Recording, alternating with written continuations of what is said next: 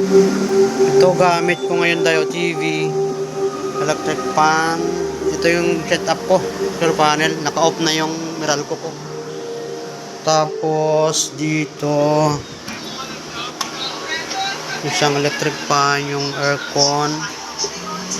Aircon ko gumagana. Ayun, 27. Pwede naman gawin 26. Yan gumagana. Yan gumagana ngayon sa loob. Ilaw. Tapos itong ginagamit ko, induction cooker. Ayan, mga puro ano na, pang lahat na sa diyan sa solar ko nang galing. Pag nagluluto ako simula 8 AM, magsawa kakaluto nito hanggang ano. Pwede ka mag-aircon simula 8 AM hanggang 4:30 PM.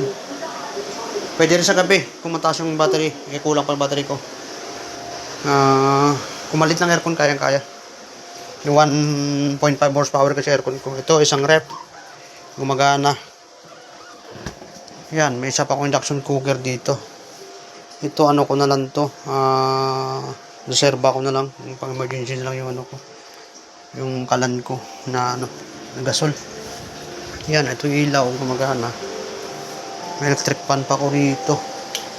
Ilaw ko gumagana. Yan. Pwede pa ganahin ito, electric fan, kahit sabay-sabay. Hindi pala nakasaksak.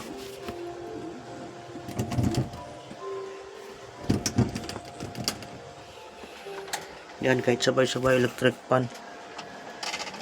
Yan. Sabay-sabay yan, paganahin, walang problema. Tapos ilaw dito. Yan. Ilaw din doon. Yan, gusto mo pa ilawin lahat, pwede. Yan, may rep, lahat, ilaw lahat yan. Sabay-sabay, bali wala. Maliit lang kasing consume ng mga ilaw. Yung ano lang malakas yung aircon, tsaka ito induction cooker ko.